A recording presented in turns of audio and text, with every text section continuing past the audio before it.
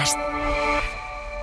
Estás escuchando El Abierto de Hoy por Hoy. Cada día analizamos las noticias más relevantes de la actualidad, las claves políticas, económicas y sociales, con las voces de los protagonistas y los distintos puntos de vista de nuestros tertulianos.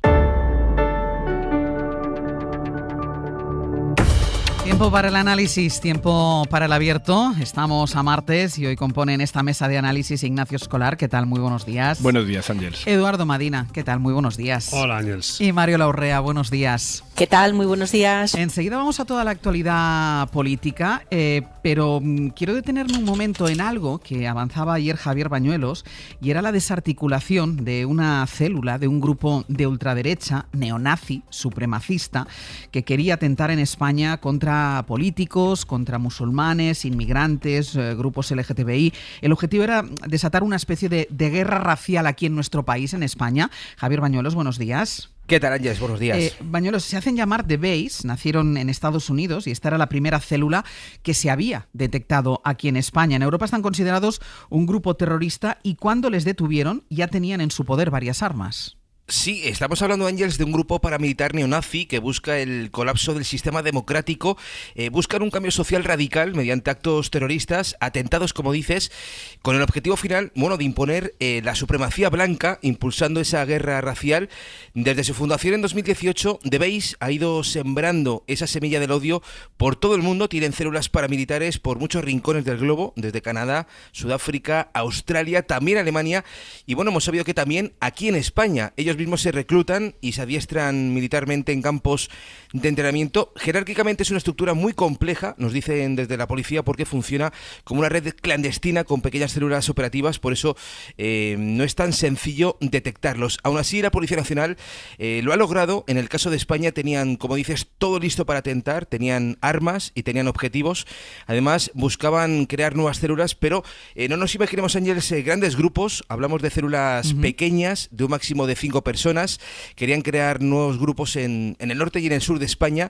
El cabecilla detenido en Castellón, un viejo conocido de la policía, tenía ese encargo de The Base, pero no era una selección sencilla. Desconfiaba de una posible infiltración policial dentro de su propia célula, por eso sometía a todos los candidatos a esas células a una exhaustiva entrevista personal. Buscaba medir su grado de conocimiento del movimiento supremacista y solo dos personas, Ángels, sus dos acólitos, se ganaron su confianza para poder formar parte de esta primera célula que ha sido, como dices, desarticulada aquí en España. Pues Bañuelos, quédate a la escucha porque podemos saludar ahora al inspector de la Comisaría General de Información que ha dirigido esta operación para desarticular esta primera célula terrorista de esta organización, The Base, aquí en España. Inspector, buenos días. Hola, buenos días. ¿Por qué era tan peligrosa esta célula desarticulada en España? ¿Tenía capacidad real? ¿Tenía los medios, los mecanismos para ejecutar algún atentado? Es peligrosa, lo consideramos peligrosa en el entorno de la Unión Europea porque abrazan la teoría más extrema del supremacismo blanco, que es el aceleracionismo, el concepto nuevo que ha aparecido, aunque no es tan nuevo, porque ya desde 2011, que se produjo el primer atentado vinculado a este movimiento en Oslo, en Noruega, ya Europol nos alertaba de que era una amenaza bastante grave y que en la Unión Europea se iba a extender. ¿Qué material tenía en su poder para convertirse en un peligro real para ejecutar un atentado? La célula española tenemos constancia de que quería hacerse con armas de fuego. Como hemos visto, 2 de ellas ya las habían conseguido y tenían múltiples armas blancas. El problema de este tipo de terrorismo es que no tienen objetivos específicos como otro tipo de terrorismo en el que se planifican más los atentados. En este caso es hacer el máximo daño posible con los recursos menos posibles. Por eso muchas veces, aunque sus postulados ideológicos son diferentes, admiran a la yihad. Es decir, no hay objetivos concretos, pero sí nos apuntaba Bañuelos antes de que había grupos señalados que podían ser objetivo de un atentado. En efecto, ellos consideran enemigos a los colectivos antifascistas, el colectivo LGTBI, la comunidad judía, la comunidad musulmana, los inmigrantes y también las fuerzas y cuerpos de seguridad y los políticos y gobernantes. Ustedes les estaban vigilando desde hacía meses, les tenían monitorizados. ¿Por qué se precipita ahora esta operación? Aunque les teníamos bien monitorizados, el grado de radicalización ya era muy alto, ya conocíamos que se habían hecho acopio de un gran armamento, y hace un mes, más o menos, el líder internacional de The Base había realizado una convocatoria, un llamamiento a perpetrar ya ataques selectivos, como denominaban ellos. Entonces ya no se podía esperar más, ya teníamos que hacer una intervención policial. Porque el cabecilla de la célula mantenía contacto con el fundador de esta organización, con el fundador de The Base. Eso es, el líder español estaba en permanente contacto con el líder de The Base a nivel mundial y le reportaba todos los movimientos de la célula española y recibía directrices de esta persona. Eso es. Nos contaba también Bañuelos que son células, o que era una célula muy pequeña, por la desconfianza del cabecilla de la célula, que decía que hacía entrevistas personales, hacía una especie de casting para asegurarse bien, pero habían intentado expandirse dentro de España, pretendían establecer nuevas células de The Base. Sí, habían, sin éxito hasta el momento, querían haber establecido otras subcélulas, siempre dependientes de la célula principal, que era esta neutralizada en Castellón, en el norte y en el sur de España. Si bien el proceso de captación del líder era una persona bastante cautelosa, entonces pasaba por diferentes fases y muchas veces, sobre todo los jóvenes que querían integrarse en la organización, no pasaban esas fases, ya sea porque eran conscientes ya que era terrorismo, que eran conscientes que tenían que perpetrar atentados, y muchos de ellos se quedaban atrás o no eran el perfil que él estaba buscando. En los registros han encontrado todo tipo de armas, incluso equipamiento táctico militar, pero también había en su poder varios manuales neonazis. ¿Qué nivel de radicalización habían alcanzado?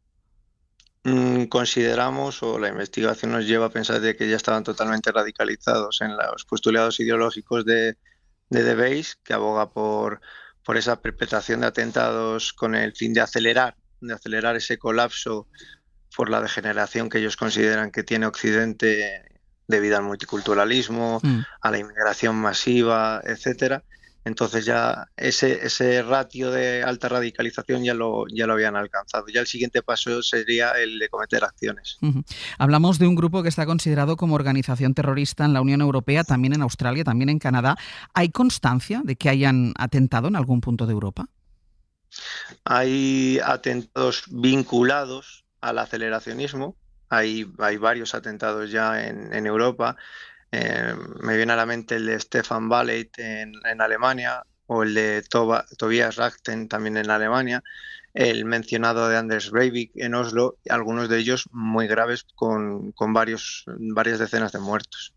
¿Y el perfil de los integrantes de la célula, que son hombres, jóvenes?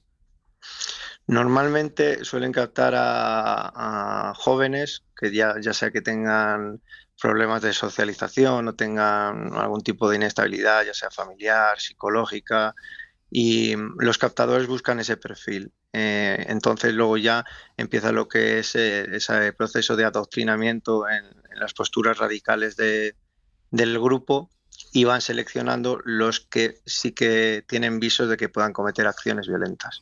¿Y la captación es a través de Internet? Es todo online, lo tratamos como una subcultura virtual, por eso es tan difícil su detección, y además la toma de medidas que llevan a cabo en sus comunicaciones es compleja, es complejo detectarlos. Pues inspector, muchísimas gracias por las explicaciones. Muchas gracias, buen día.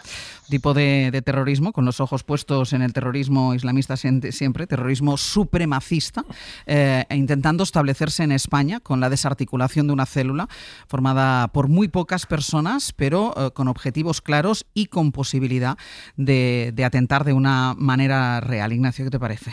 Gravísimo. Creo que hay que felicitar primero a la policía por haber desarticulado a esta célula antes de que fuese demasiado tarde o que hubiésemos tenido que lamentar víctimas.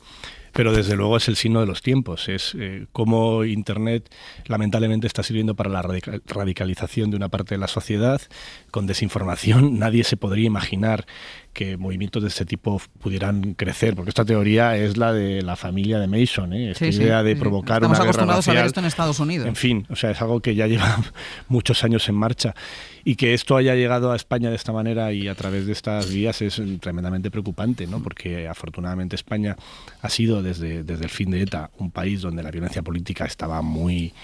En fin, habíamos conseguido que pasase a nuestra historia, y es terrible pensar que pueda volver a través de estas vías.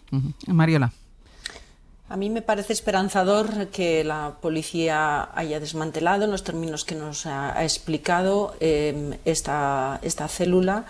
Me parece también importante señalar que cuando en el ámbito de la política se configura la guerra cultural como un objetivo, pues hay siempre alguien que considera que ese objetivo se puede lograr y se puede aspirar a él a través de otras vías, y desde luego la violencia, que duda cabe, es una opción que estos grupos manejan como factible. Creo que es importante tomarse en serio estos procesos, celebrar que la policía obviamente haga su función y lo haga con esta eficacia, y obviamente desterrar como objetivo también político esta guerra cultural.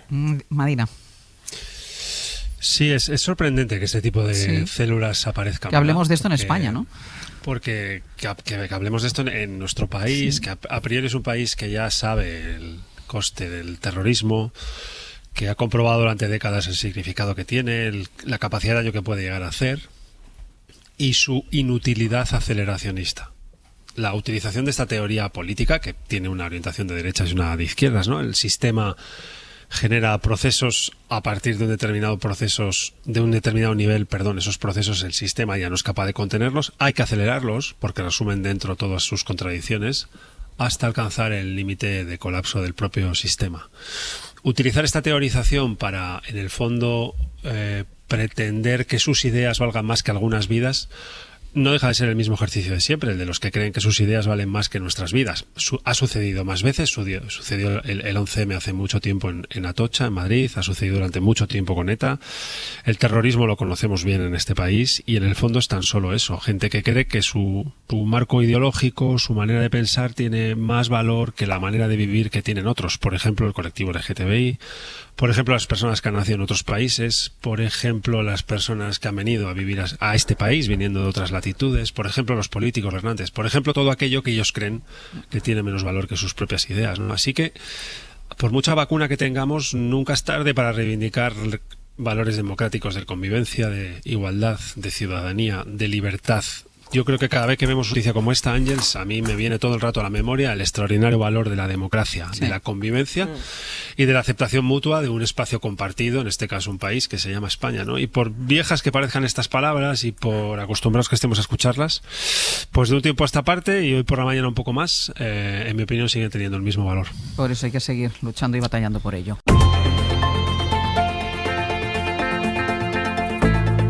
El Abierto. Ser Podcast. En el Abierto, Ignacio Escolar, Eduardo Madina y Mariola Urrea. Vamos a empezar en la Comunitat Valenciana, porque hoy es el día en el que va a tomar posesión el nuevo presidente de la Generalitat, Juanfran Pérez Llorca.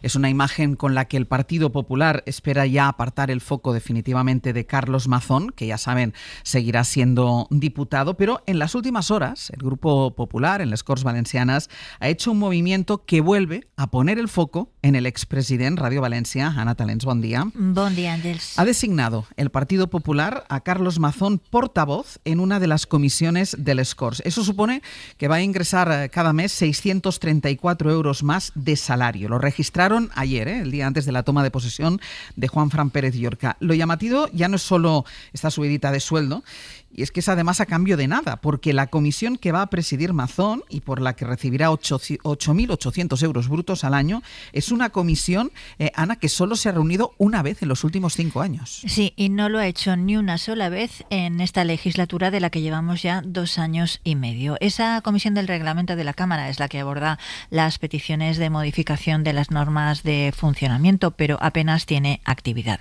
Carlos Mazón cobrará 634 euros mensuales. Socialistas y Compromís afirman que es una vergüenza que se premie la negligencia del presidente y coinciden en que lo que debería hacer Mazón es entregar su acta. Si no, el nuevo presidente de la Generalitat debería exigírsela.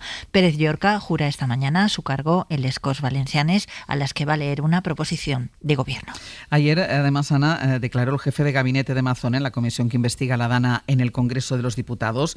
Él es José Manuel Cuenca, que negó que el expresidente estuviera ilocalizable durante la tarde de la catástrofe. Es más, dijo que él había mantenido contacto con él y que era consciente de la situación. Le preguntaron a Cuenca, le preguntaron al jefe de gabinete de Mazón por lo que había declarado Salomé Pradas en la entrevista en La Sexta, en Salvados. Ella dijo que el jefe de gabinete de Mazón le había pedido que no molestara al presidente de la Generalitat, que tenía actos, y ayer Cuenca dijo que no recordaba haber dado esa orden, pero que tenía lógica haberlo hecho. Sí, fue una comparecencia muy tensa en la que la portavoz de Compromís, Yaque D'Amico, le reprochaba a Cuenca que no le cogiera del pelo a Mazón para sacarlo de la comida en el Ventorro. Cuenca respondió que no hacía falta, Mazón estaba totalmente informado. Agarrar al presidente y estirarlo del moño y aportárselo al CECOPI. Al presidente no hay que estirarle de ningún moño porque el presidente conocía la situación porque yo le informé. Y el presidente nunca estuvo ilocalizado. Al presidente no nunca estaba ni localizado ni preocupado. En ningún sitio. Cuenca no recuerda que le dijera a Salomé Pradas que no molestara al presidente porque tenía varios actos, pero reconoce, habría sido normal que le hubiera dicho algo parecido.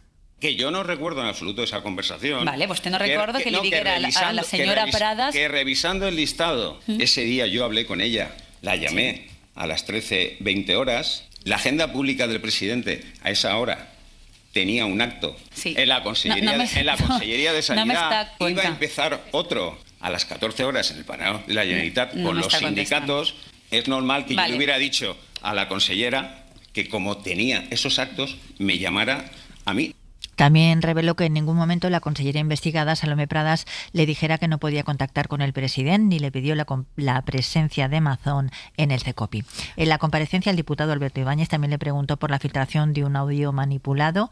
Cuenca dijo que no sabía de lo que le hablaban, pero al mismo tiempo reconoció que estaba bajo investigación judicial y abundó en la tesis de que Mazón ni su núcleo duro tenían responsabilidad, Ángels, en la emergencia. Talents, gracias. De nada. Recordemos que Cuenca no es solo jefe de gabinete, no era solo jefe de gabinete, era amigo y era compañero de piso de Carlos Mazón, y relata en esa comisión de investigación en el Congreso los actos que tenía por la mañana, pero nada dice de lo que tenía a partir de las 2:30 de la tarde, que es cuando se encierra en el Ventorro a esa comida que terminó a las horas que terminó. Pero bueno, sobre el nombramiento, dijo Juanfran Pérez Llorca en su discurso de investidura que lo primero que iba a hacer cuando fuera ya investido presidente de la Generalitat era pedir perdón a las víctimas. Mariola, me parece una curiosa manera de pedir perdón a las víctimas, dándole una portavocía de una comisión inútil a Carlos Mazón para que se suba todavía un poquitín más el sueldo.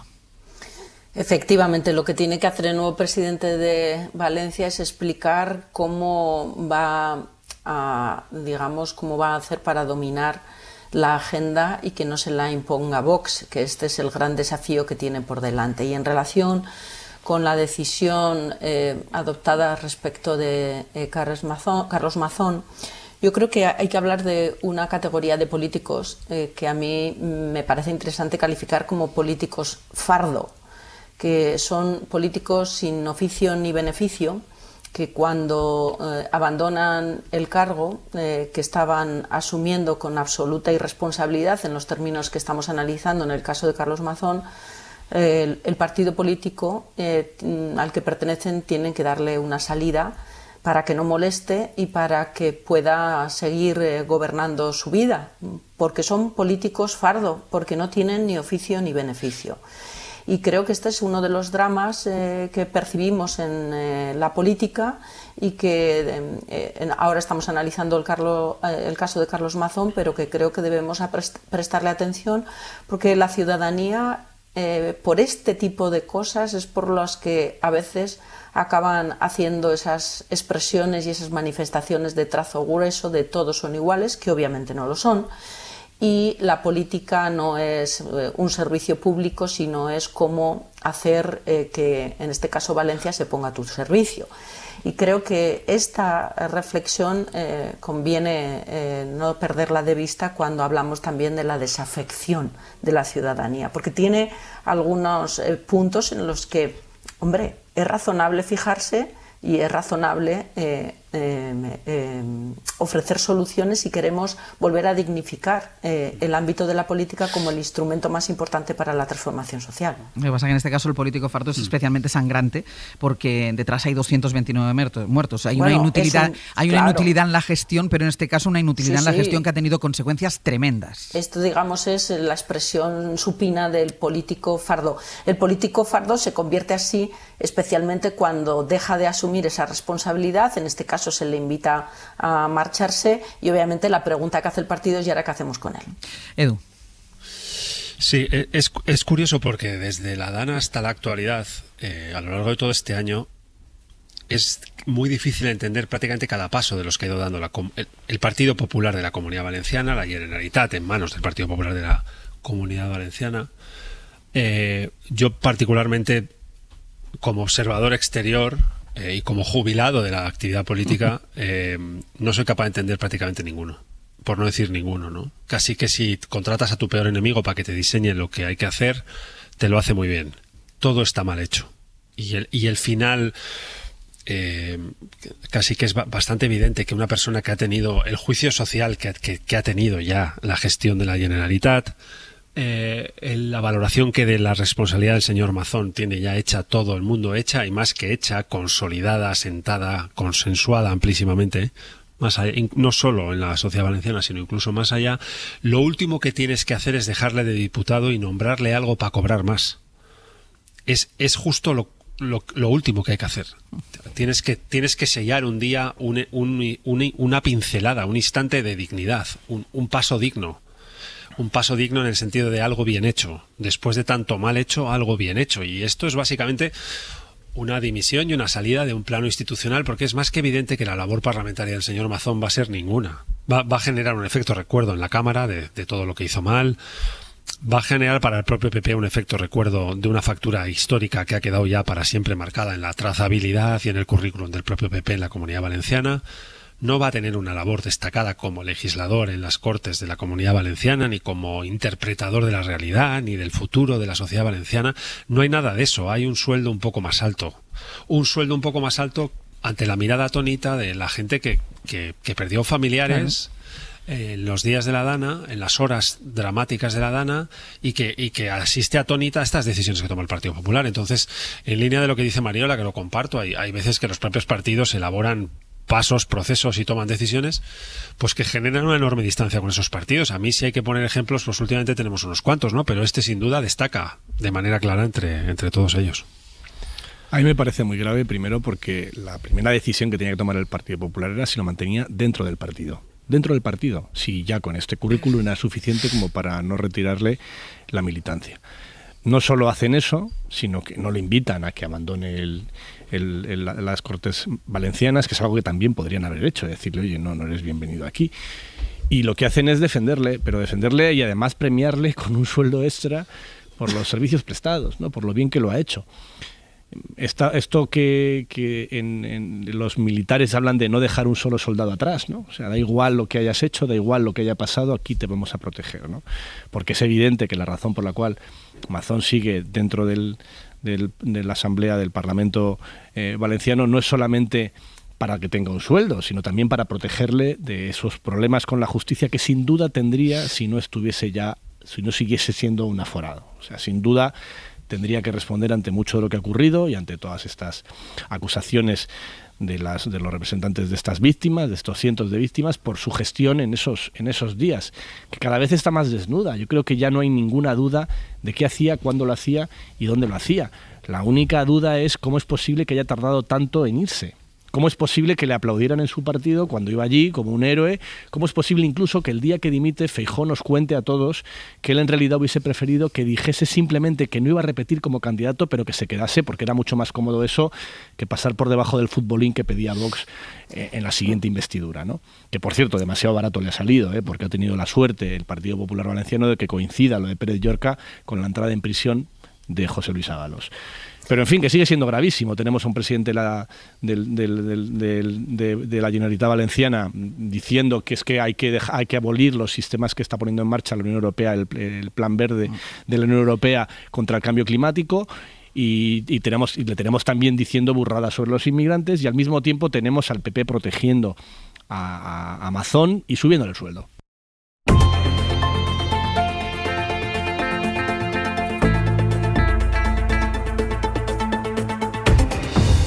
Estábamos hablando de esa portavocía que le ha dado el Partido Popular a Carlos Mazón, que ya saben que no ha dejado el acta, seguirá siendo diputado en les Corts Valencianas, y que además ahora va a tener un plus de más de 600 euros por ser el portavoz de una comisión que prácticamente no tiene trabajo y que no se reúne casi nunca. ¿Querías añadir algo más tú, Mariola? Perdona. Quería señalar que en relación con Carlos Mazón todo es coherencia. Y eso es importante también. Carlos Mazón no ha cometido un error ni una irresponsabilidad política. Es el proceder natural de un político frívolo, de un político que carece de las competencias y las capacidades para asumir una responsabilidad de la dimensión que la ciudadanía valenciana le otorgó, y que se evidencia todas esas costuras del traje de este político el día en que tiene que ponerse al frente de la gestión de una de las grandes tragedias humanas que vive Valencia, y él se encuentra en una cita.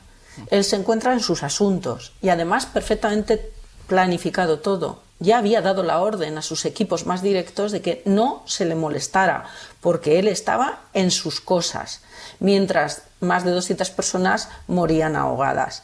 Y cuando ya, después de un año de sostener esta situación, sin ningún tipo de consideración ni un mínimo de vergüenza, nos pretende trasladar la idea de que ha tenido una revelación después de hablar con su madre y después de asistir al funeral y que debe apartarse, hay un pacto con su partido. A mí me gustaría saber si en ese pacto interviene también Génova, interviene también Alberto Núñez Feijóo. Y el pacto es: ¿qué hay de lo mío? Yo me retiro, pero a mí me dejáis las espaldas cubiertas, política y económicamente hablando. Asistimos a la última expresión de frivolidad de un político fardo.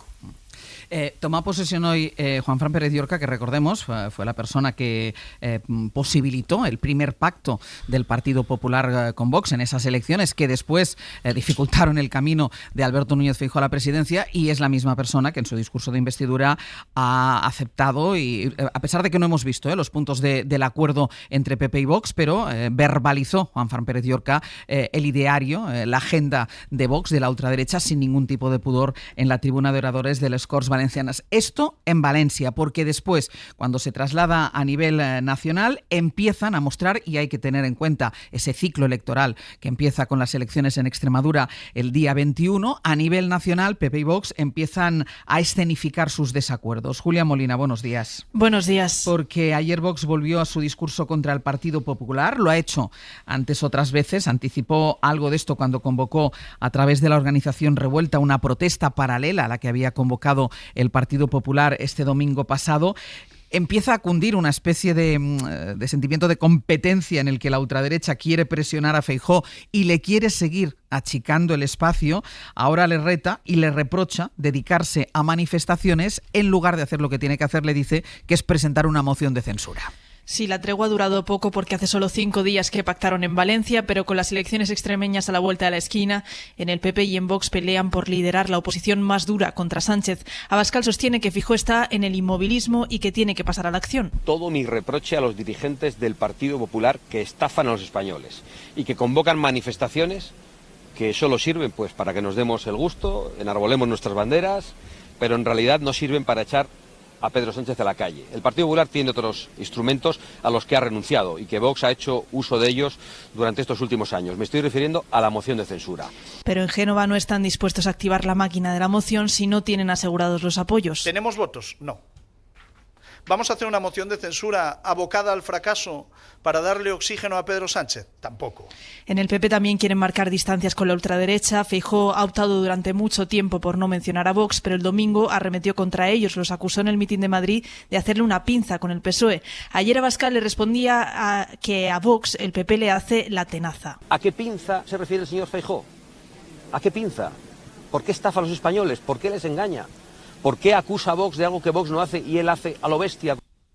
La ultraderecha es consciente de que puede ser la llave para que Guardiola revalide el gobierno, así que quieren que pague el peaje. Si la presidenta extremeña se negó a ceder a sus exigencias para sacar adelante los presupuestos, ahora los de Abascal avisan de que no la harán presidenta si no asume sus postulados, que pasan por rechazar las políticas climáticas y por endurecer el discurso migratorio, unas cesiones que por otra parte ya han conseguido en Valencia.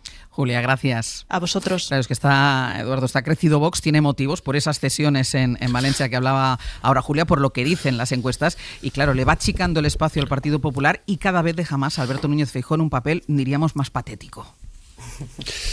Es curioso porque no han parado de diagnosticar la existencia de un gran problema en España, que es este malvado gobierno de Sumar y del PSOE, y de diagnosticarle a España todos los males bíblicos posibles durante estos últimos años.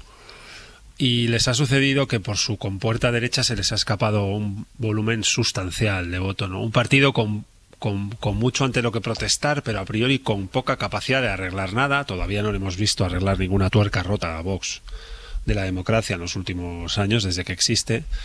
Pues se le ha ido, según la media de encuestas, más o menos al 17 o 18%. Y ha sucedido que votantes conservadores, que en un momento, vamos a decir, diferente de la evolución política española, hubieran elegido al Partido Popular, casi seguro, como su opción favorita de voto o principal de voto, pues ahora cuando tienen entre 18 y 25 años resulta que 1 de cada 4 elige a Vox. Y cuando eso lo llevas al espectro de solo chicos, pues son 4 de cada 10.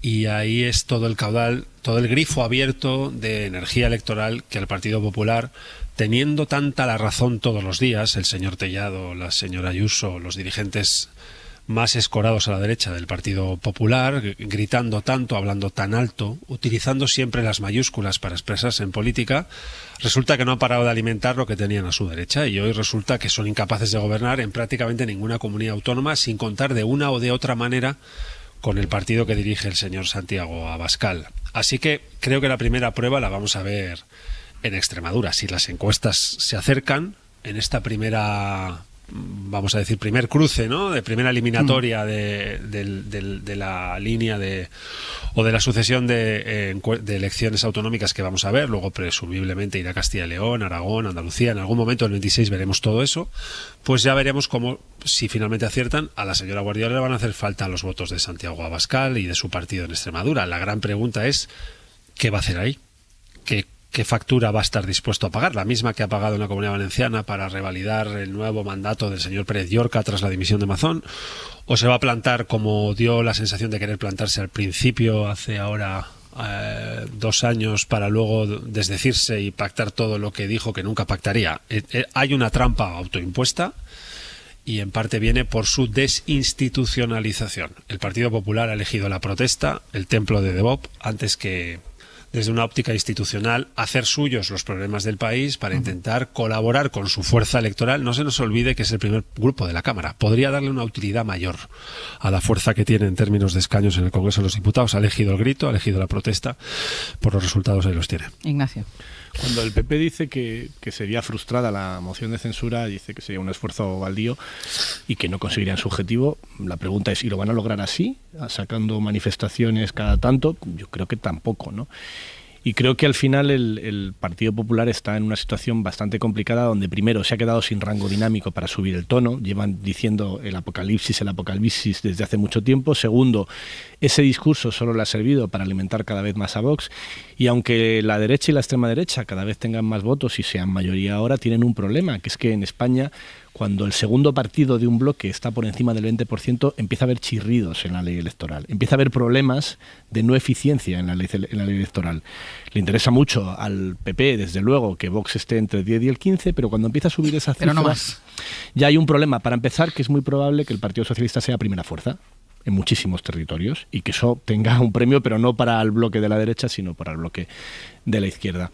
Y luego hay otro problema, que es que esto que están haciendo, y me llamó mucho la atención, por ejemplo, cuando Isabel Díaz Ayuso condenaba la violencia en la Puerta de Ferraz, está alimentando la violencia en la Puerta de Ferraz y en muchos más sitios, en muchísimos más sitios. Si tú te dedicas a decir todo el día, desde el primer momento, que el gobierno es ilegítimo, o peor aún, que es una dictadura, que es un régimen, que estamos ante una amenaza a la democracia, pues evidentemente, aunque tú no justifiques la violencia, estás alentando la violencia. Porque ¿cuál es la manera de protestar contra un gobierno autoritario? ¿Hay alguna, acaso? ¿Sirve para algo? ¿Se puede protestar pacíficamente contra un gobierno autoritario? Pues están contados las veces en las que un gobierno autoritario ha podido ser depuesto por medio de métodos exclusivamente pacíficos. Y esa manera en la que están negando el carácter democrático y la legitimidad del gobierno desde el minuto uno, como hace la extrema derecha desde el minuto uno también y desde la legislatura anterior también, pues lo que está haciendo es alimentar un escenario de confrontación durísimo, y del que solo es beneficiado la extrema derecha, porque sí, yo creo que el PP no tiene ninguna tentación y que realmente no cree que estemos ante una dictadura, descontando algunos fenómenos aislados como es nada menos que la líder del PP de Madrid. Pero al mismo tiempo, al estar diciendo estas cosas, está colocando a toda la sociedad en una situación imposible. Y además en un escenario en el que tienen elementos más que de sobra para hacer oposición, que no les hace falta exagerar, que no hace falta inventarse cosas y decir que están a punto de acabar con la democracia en España para hacer oposición al gobierno legítimamente. Pero hombre, que no hagan esto, porque además tienen otro problema. Este tipo de exageraciones lo que hacen es también movilizar a la izquierda, que ahora mismo movilizada no está. En el abierto, Ignacio Escolar, Eduardo Madina y Mariola Urrea. Mariola, sobre el aire que el Partido Popular le está dando a la ultraderecha, le está dando a Vox. Hay un elemento que para mí es importante señalar, que tiene que ver con la idea de que el Partido Popular nunca ha aceptado estar en la oposición. Y no lo ha aceptado desde el minuto cero, no sé si lo decía Ignacio o Eduardo, ¿no? Desde el mismo momento en el que Pedro Sánchez gana la moción de censura, es decir, estamos hablando de hace ya casi 7 años, el Partido Popular siente la idea absolutamente antidemocrática de poder arrebatado. Esto hace que nunca haya interiorizado en estos años, a pesar de que haya cambiado de líder, pero le pasó a Pablo Casado y le pasa a Alberto Núñez Feijóo, nunca han aceptado esa idea de que las urnas y las mayorías parlamentarias, que son quienes configuran el gobierno, les han colocado en el honorable lugar de la oposición. Y digo honorable porque la democracia en un país depende no solo del acierto o desacierto de un gobierno, también depende de la calidad con la que el partido en la oposición se desempeñe. Esto han dimitido. El Partido Popular ha dimitido de su papel de oposición. Y lo que está empeñado es en ganar un estado de opinión consistente en generar la idea de inestabilidad en el gobierno y la idea de ingobernabilidad. Esto obviamente no se puede hacer en las instituciones. Las instituciones administran correctamente el papel del gobierno y el papel de la oposición. Esta idea de ganar un estado de opinión solo se puede hacer en las calles. Vaya. Vamos demasiado bien en el día de hoy. Menos mal que había terminado la frase. Mira, mientras tanto, déjame, porque antes hablaba Edu del primer cruce de esta liga electoral. Son las elecciones en Extremadura. Y por cerrar el tema del Partido Popular, David Junquera, buenos días.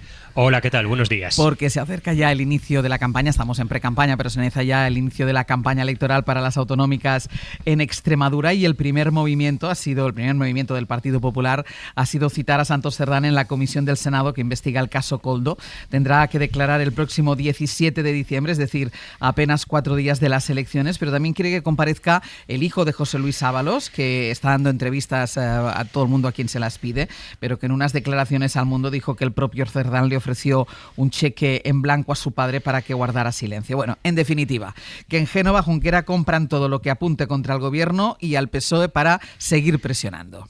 Lo compran y usan ese desahogo de los encarcelados como coartada para lograr que uno de los actos gordos de la campaña lo vayamos a vivir a más de 300 kilómetros del territorio extremeño. Los populares no se cortan y colocan la visita de Cerdán al Senado a 4 días de que se abran las urnas. Será la segunda visita del exmandatario socialista a la comisión, pero esta la hará recién salido de la cárcel, inmerso en un proceso judicial que hará que a buen seguro evite responder a nada. Al puente de mando popular le da igual y justifican de esta forma la citación. Para que explique el cheque en blanco que en nombre del presidente del gobierno ofreció a Ábalos para que no contara los secretos del sanchismo.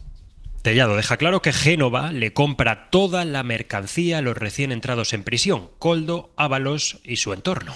La realidad es que Koldo apunta a cobros de comisiones de hasta 1 millón de euros por parte de la esposa del presidente del gobierno, de Begoña Gómez. Y la verdad es que Víctor Ábalos apunta al intento de compra de silencio de su padre en nombre de Pedro Sánchez. Su credibilidad, dice, la dirán los tribunales. El PP también tiene previsto citar en el futuro al hijo de Ábalos, al secretario de Estado de Comunicaciones, Antonio Hernando, y ya no descarta llamar a alguien que hasta hace poco era una línea roja autoimpuesta por Feijóo. En relación con su pregunta, si citaremos o no a Begoña Gómez en esa comisión, solo puedo decir que no descartamos citar a Begoña Gómez. Y por lo tanto, tiempo al tiempo, y la comisión... Y se justifica Tellado. Ellos, asegura, solo están subiendo el volumen del altavoz. El sanchismo empieza a cantar. Lo hace desde fuera y desde dentro de la cárcel. Y el PP va a subir el volumen para que toda España escuche la traviata sanchista. Como escucháis, se relamen en Génova, se ponen metafóricos y no descartan más citaciones y también más manifestaciones. Junquera, gracias. Gracias. Mariola, que te hemos recuperando, incorporando también lo que nos contaba Junquera, que el Partido Popular compra toda la mercancía que tenga que ver disparar contra el gobierno a través de Ábalos, su entorno, Koldo, su entorno. Mariola. Sí, efectivamente. No sé en qué momento se ha cortado porque yo estaba tan contenta con mi argumento. Vale. Espero que no hayáis perdido mucho porque era perfecto. Pero dicho esto, la verdad es que el Partido Popular está, digamos, disfrutando mucho con esta mercancía que ofrece el entorno de Ábalos. No se sabe muy bien con qué pretensión.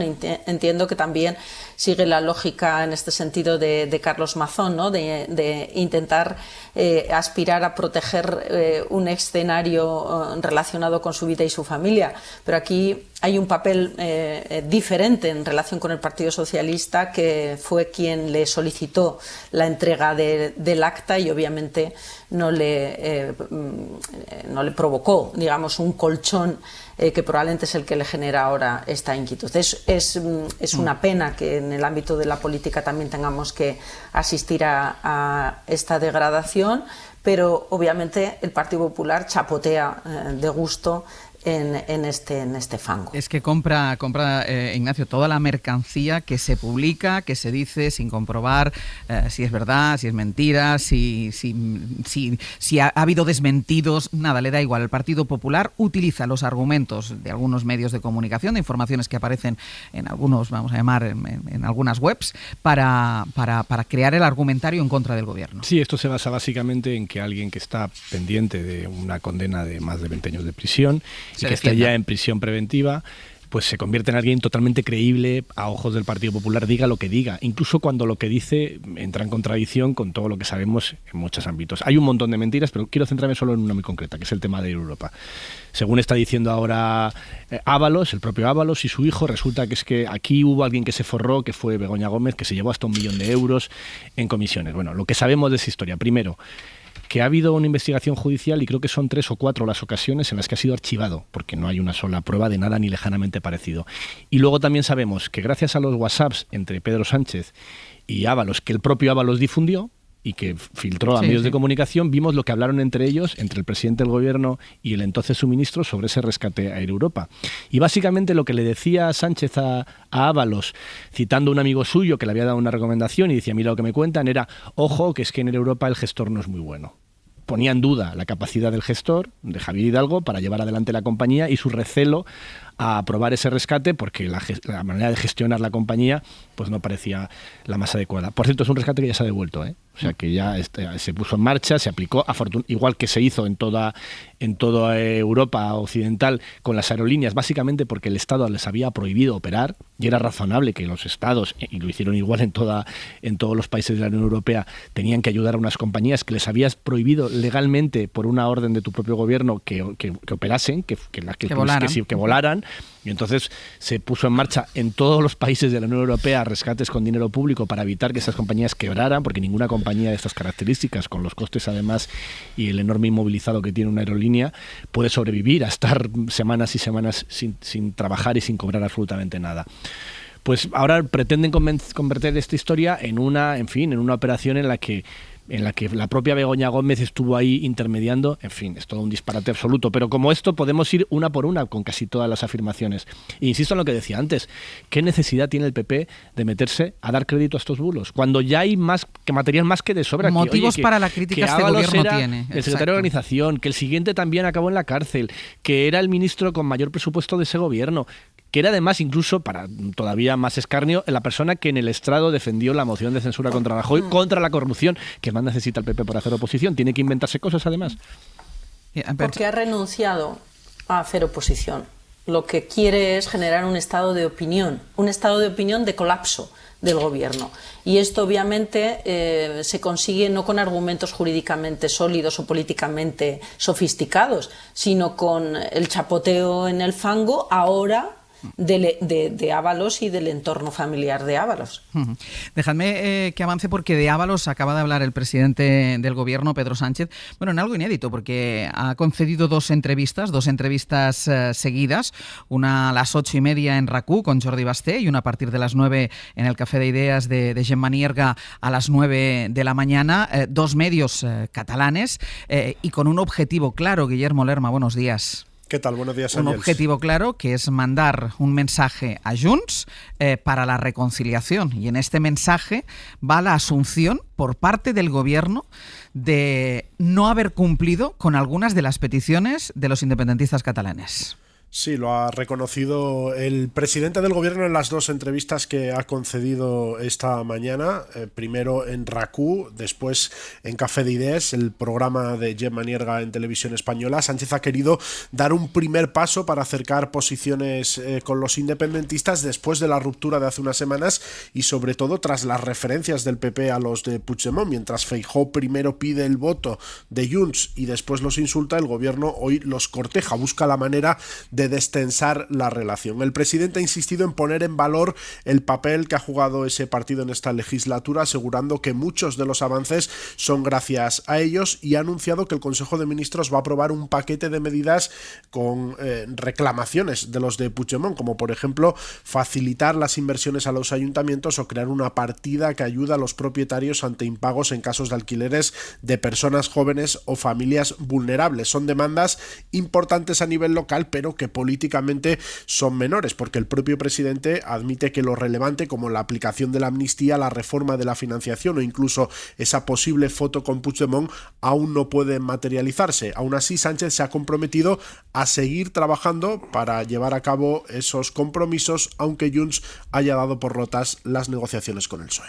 Está roto, pese a que efectivamente Junts per Catalunya, después de 2 años de conversaciones que se han mantenido principalmente en Suiza, ha dado por finalizadas estas conversaciones. El gobierno de España, y yo en particular, tengo muy claro que tenemos que cumplir con esos acuerdos, con esos compromisos, porque realmente merece la pena.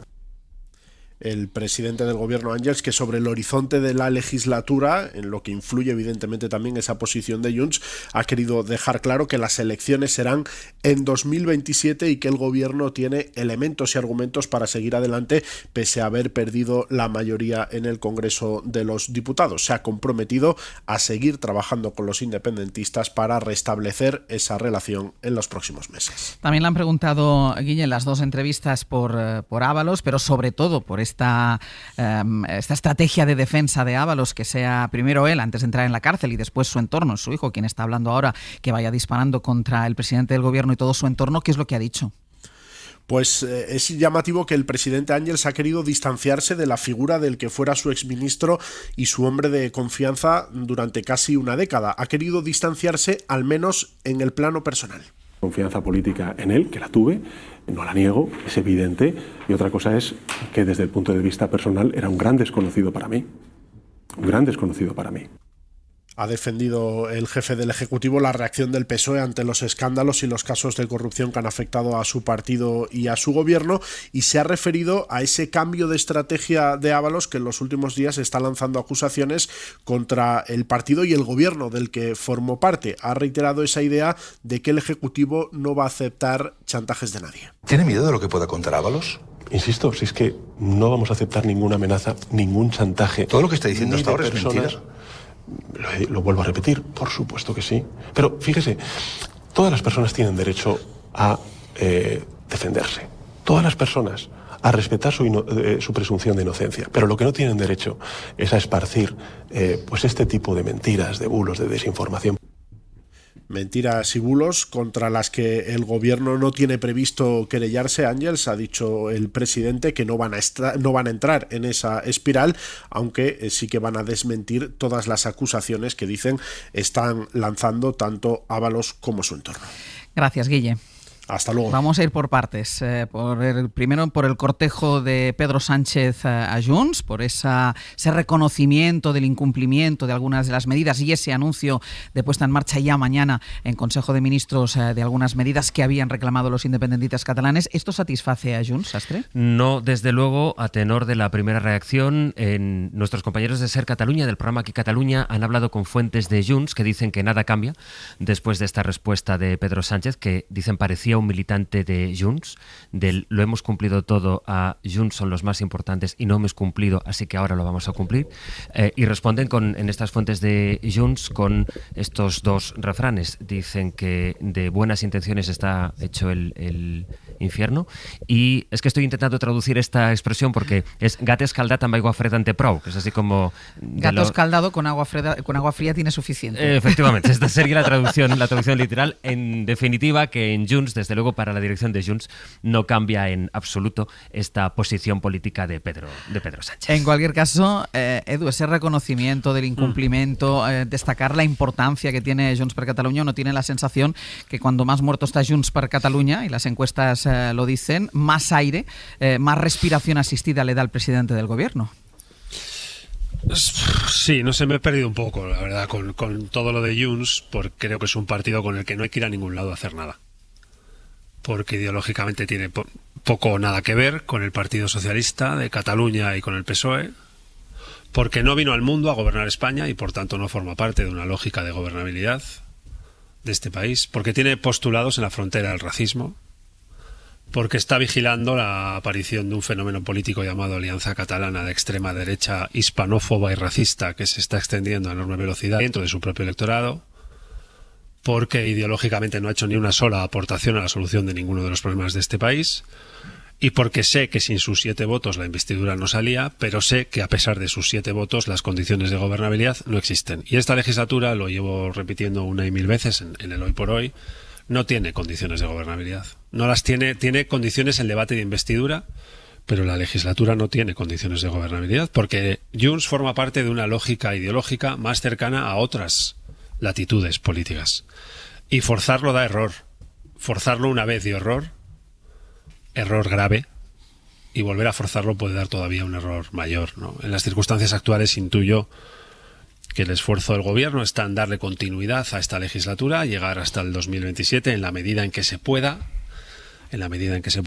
pero yo creo que no se puede. porque primero Junts no forma parte de una lógica de gobernabilidad y segundo ya ha dicho hace, no recuerdo si 3-4 semanas, que salía de la lógica de aritméticas de las mayorías del debate de investidura, ¿no? Que es yo creo que a partir del cual empezamos a ver el recorrido de una legislatura, en mi opinión, un día lo dijo otro compañero del Hoy por Hoy, Nacho Corredor, ¿no? Una legislatura sin sentido, que había perdido la lógica y el propósito, y creo que es cierto.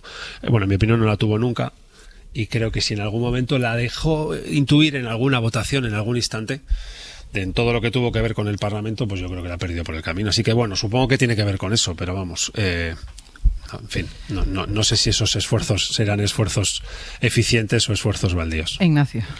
Yo estoy un poco en desacuerdo, es decir, estando de acuerdo acuerdo estás muy en desacuerdo. Bueno, con algunos matices. Yo sí que creo que muchos de los calificativos que has hecho de Junts los comparto, pero sí que creo que este acuerdo, y voy a hablar un poco de un marco más amplio, entre el PSOE y los partidos independentistas catalanes y vascos, sí que ha tenido sentido. Sí que lo ha tenido, sí, porque la alternativa era dejar gobernar al Partido Popular con la extrema derecha, porque además en este tiempo, y voy a hablar de los últimos 7 años, se han conseguido cosas muy importantes para este país, voy a citar algunas: la subida del salario mínimo, la reforma laboral, el blindaje de las pensiones, por poner 3, pero hay muchísimas más. Y creo que evidentemente al final tú no gobiernas, o tú no legislas, o la democracia no consiste en navegar con el Parlamento que te gustaría, sino con el que tienes, y el que tienes no de ahora, desde hace ya más de 10 años es un Parlamento fragmentado, donde ninguno de los partidos grandes tiene ya la mayoría, donde todos se ven obligados a pactar con el resto, y donde además son pactos muy complejos porque incluyen en ocasiones, evidentemente nunca hubo una mayoría progresista en el Parlamento en esta legislatura, no la hay evidentemente, pero sí que había una mayoría contraria a permitir que un partido que quiere hundir el Open Arms llegue al gobierno, así de sencillo. Y como la política y el Parlamento consiste en encontrar las soluciones posibles a la realidad que tienes y no la que te gustaría, sí que defiendo que era legítimo intentarlo, y que incluso en estos años se han conseguido cosas muy buenas, mejores a las que habrían sido en un gobierno del Partido Popular con Abascal. Y a partir de ahí sí, estoy de acuerdo en las dificultades que hay ahora, en que evidentemente este intento que está haciendo Pedro Sánchez de reconstruir lazos o puentes con Junts es muy complejo, y ya veremos si llega a algún puerto, no lo sé, lo veo muy difícil la verdad. Pero creo que lo que se ha hecho hasta ahora, con todos sus claroscuros y con todos los problemas, y evidentemente el coste electoral que ha tenido el Partido Socialista, que en muchos territorios esto no se entiende, sí que creo que tenía sentido. Porque esto va de qué Parlamento tenías y de qué alternativas tenías. Quedarte muy tranquilito en la tribuna de la oposición permitiendo que gobierne Abascal y que encima seas tú el que le da la abstención, pues yo no lo veía, la verdad. Pero comprándote el hasta ahora, perdón un momento, ¿el a partir de ahora tiene sentido? Es decir, ¿tiene sentido el reconocer algo que ha reconocido lo contrario el presidente del gobierno? Ahora dice, reconocemos que hemos incumplido. En un momento el presidente del gobierno dijo, nosotros hemos cumplido con todo lo que nos habían pedido. No he podido escuchar la entrevista completa porque estaba aquí y quiero ver realmente cómo ha sido, pero es verdad que hay algunas cosas que se han incumplido porque no dependían del gobierno. Claro. Tú puedes prometer, y de hecho lo has intentado, algo que a mí me parece razonable, que es que si hay una lengua como el catalán que hablan muchos más ciudadanos en España, muchos más españoles que muchos ciudadanos tiene algunos de los países que tienen lengua oficial en la Unión Europea, pues que se hable ahí, claro que sí, ¿qué problema hay? Vamos a descubrir los pinganillos en Europa. Toma, claro, llevan toda la vida, desde que existe el Parlamento Europeo. Y yo creo que muchas de estas cosas tenían sentido hacerlas con Junts o sin Junts. Y luego otro ejemplo más de otro de los logros de este gobierno, que es, además de los que citaba políticas sociales, hoy Cataluña está mejor que en el 2017. Pero mejor no, muchísimo mejor. Muchísimo mejor. Y eso es gracias también a muchas medidas muy impopulares y en muchos casos forzadas que ha tomado este gobierno. Mariela. En España hay una minoría progresista bien cohesionada en el marco de un gobierno de coalición y desde luego una frágil mayoría de legislatura que se evidencia esa fragilidad casi en cada una de las votaciones que este gobierno ha tenido que pelear en el Parlamento. Eso se sabe desde el minuto cero del arranque de la legislatura. De hecho, Junts siempre subrayó que su acuerdo era de investidura y no era acuerdo de legislatura, por lo tanto que iba a hacer sudar la camiseta al gobierno en cada una de las iniciativas legislativas, y así ha ocurrido. Si el presidente tiene vocación de llegar hasta el 2027, es decir, de agotar la legislatura, es razonable que maneje todas las estrategias políticas para ver si hay margen para reconstruir la alianza de Junts, que es una alianza, desde luego, no leal con España ni leal con la gobernabilidad de España. Es leal a los intereses de Junts y concretamente a los intereses personales y procesales de Carles Puigdemont. Por cierto, es legítimo que Carles Puigdemont, después de una ley de amnistía meridianamente clara en función de lo que se aprobó en el Parlamento, requiera que se aplique por parte de los tribunales.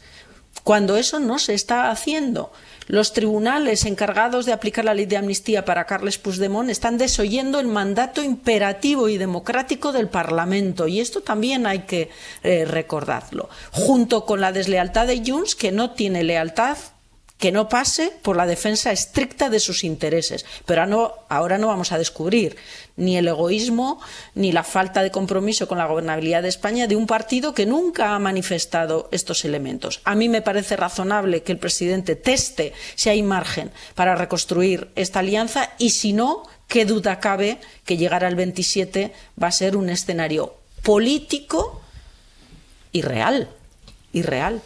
Mira, dejadme para ir terminando, que me quedan unas cuantas cosas. La primera, estaba o sigue estando, yo creo, en un desayuno el líder de la oposición, Alberto Núñez Feijóo. No tenía intención de hablar, según nos cuentan los compañeros que están ahí, pero finalmente se ha hecho unas declaraciones a la entrada de ese desayuno. Declaraciones sobre todo lo que está saliendo del entorno de Ábalos, señalando al presidente del gobierno y a su entorno, sobre todo a su mujer. Ha dicho en las intervenciones, lo hemos escuchado antes cuando nos hacía el resumen de las entrevistas, Guillermo Lerma, como Pedro Sánchez decía que prácticamente no reconocía a esa persona, no reconocía a José Luis Ábalos. Bueno, pues sobre esto ha respondido Feijóo. Que el señor Sánchez diga que el señor Ábalos es un gran desconocido acredita su hipocresía. El señor Ábalos es el arquitecto de la era Sánchez, tanto en el gobierno como en el Partido Socialista. El señor Sánchez no dejaría de ser un concejal del Ayuntamiento de Madrid en la oposición sin el señor Ábalos. Y le han preguntado también por el caso de Francisco Salazar, es algo que está publicando el diario.es, esas denuncias de algunas mujeres trabajadoras de Moncloa, hasta que él no se ha dado de baja, que fue hace 2 días. Las denuncias han desaparecido de la web interna del Partido Socialista, y también publica ese diario que Francisco Salazar, que fue asesor importante en Moncloa, sigue asesorando de manera externa al PSC, al Partit dels Socialistes de Cataluña. También le han preguntado por esto a Alberto Núñez Feijóo. Y lo que ayer hemos visto, por ejemplo, con su asesor, el señor Salazar, acredita que el Partido Socialista y el gobierno es un gobierno hipócrita con las mujeres, las defiende en público y las utiliza en privado. Y si es verdad lo que publican los medios de hoy, es evidente que el señor Salazar es un guarro. Y un guarro no puede ser asesor de cabecera del presidente del gobierno. Vuelvo a insistir, el presidente del gobierno siempre necesita un delincuente de confianza próximo para poder ejercer el gobierno. En definitiva, el señor Sánchez ya no tiene ninguna credibilidad. Muy corto. Yo agradezco que desde el Partido Popular y su líder, Alberto Núñez Feijóo, dé credibilidad a nuestras informaciones. Estaría bien que lo hiciera más veces. Eso está bien. Solemos publicar información veraz y comprobada. Eso está bien. Una última cosa, bueno, penúltima, porque es algo que nos sorprendió a todos ayer. Ese vídeo del rey emérito Juan Carlos I. María Manjabacas, buenos días. Buenos días. Un vídeo que pretende tener así como un toque institucional, aunque lo ha colgado en YouTube, se ha grabado en un croma con una técnica de televisión algo desgastada, con una bandera de España ondeando en el fondo. Y cosa extraña, ha habido reacción de la Casa Real. Dice que no era necesario ni le parece oportuno, pero eso no es habitual, porque la Casa Real habitualmente no reacciona a nada que venga del rey emérito. No, son 2 calificativos además que resumen perfectamente lo que sienten y, como dirían muchos, qué necesidad. La verdad que con las memorias hemos preguntado lo que tú decías, muchas zarzuelas, y van a reaccionar nada, no vamos a entrar, esto no va con nosotros, pero cómo les ha debido doler para que haya reacción y que sea inmediata. Y entiendo que lo que más les ha molestado es la interpelación directa para que se apoye a su hijo para unir España. Este fragmento que suena así. Os pido que apoyéis a mi hijo, el rey Felipe, en este duro trabajo que es unir a todos los españoles y que España siga siendo y jugando un papel tan relevante en el mundo. Gracias por escucharme. Un fuerte abrazo. Y bueno, detrás de todo esto está la autopromoción, porque esto ni siquiera lleva el sello de la editorial, que lo hubiera hecho con más finura. El vídeo, ya lo han visto, es muy casero, con un punto chusco que nos llevó a pensar durante horas que era fake. pero para asombro de todos era real. Y no hay que olvidar a Ángels. Autopromoción, sí, pero también un poco de venganza. Le apartaron de los actos institucionales, no le dejaron hablar en discursos, pues el contraprograma se hace un vídeo asesorado ¿por quién? Por sus amigos, los de siempre. Antes tuvo asesores profesionales, os recuerdo la frase de me he equivocado, pero ahora los asesores son sus colegas, estará también su nieto Froilán, que es el que tiene más cerca allí en Abu Dhabi, y con estos mimbres, pues este vídeo y mañana libro Reconciliación, que desde luego no está reconciliando a nadie. María, muchísimas gracias. Un abrazo.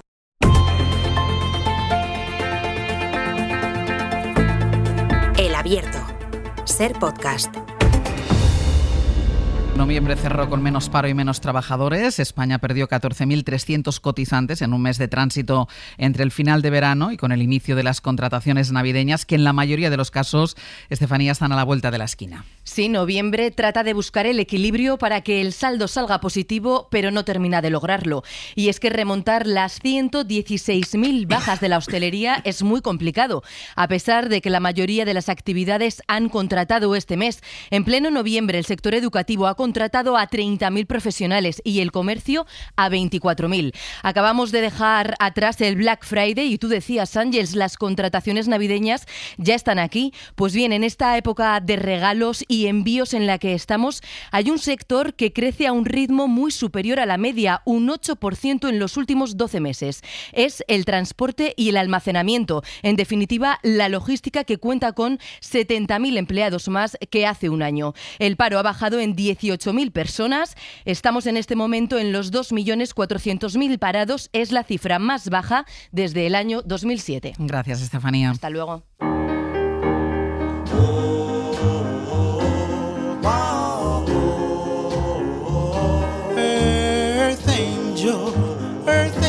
Vamos a ir ya terminando. Sergio Castro, Pepe Rubio, buenos días. Buenos días. ¿Qué tal? Buenos días. Tenéis poquito tiempo, pero yo sé que lo sabéis aprovechar bien. Venga, pues vamos con Comando Norte, con Aitana Castaño y con Nacho Carretero, y también con el director de una película muy interesante, Ciudad sin Sueño, sobre el mayor asentamiento irregular de Europa, que es la Cañada Real Galeana, a las afueras de Madrid. Tengo como algunos... Sí, tienes un pollito. Pero se han entendido más o menos. Totalmente. El pollo va por la cañada. Venga. Sí. Mis experiencias. Nos vamos a Sevilla para conocer a Ofelia, 77 años, feminista, histórica, luchadora en favor de los derechos de las mujeres. Y luego nos vamos a meter en el jardín con Eduardo Barba, al que ya pueden llamar 900, 100, 800 para cualquier duda que tengan sobre jardinería, plantas. Y vamos a hablar de una planta que a mí me cae mal, el muérdago. ¿El muérdago te cae mal? Es bonita la palabra, pero es parásita. Pero es muy navideña, ¿no? Sí, pero es muy parásita. Sí. Es un parásito. ¿Es parásito el muérdago? Sí. Pero está en la receta de la poción mágica de Asterix, ¿no? Eso ¿Ah, sí? Es verdad, hombre. es verdad. El muérdago. Pues entonces tiene que ser buena, ¿no? Eso creo. Vale. Bueno, ¿y qué pues, más? Hablando de parásitos, en 15 minutos de fama, el regreso de Iñaki Urdangarín, por ejemplo, que va a hacer una entrevista en televisión. Sí. O, por ejemplo, el despido de Lequio, también en televisión. O las biografías de famosos que vienen. Apunten ahora la de Romina Power. Ah, también. Que dice cosas muy raras. ¿Ah, sí? Sí, ya lo leerán. Sin Albano, solo Romina. No, hace tiempo que Romina va sin Albano. Va sola. El tema de Romina va sola. Ignacio Escolar, Eduardo Madina, Mario Laurrea, hasta la semana que viene. Un abrazo. Gracias, Para no perderte ningún episodio, síguenos en la aplicación o la web de la SER, Podium Podcast o tu plataforma de audio favorita.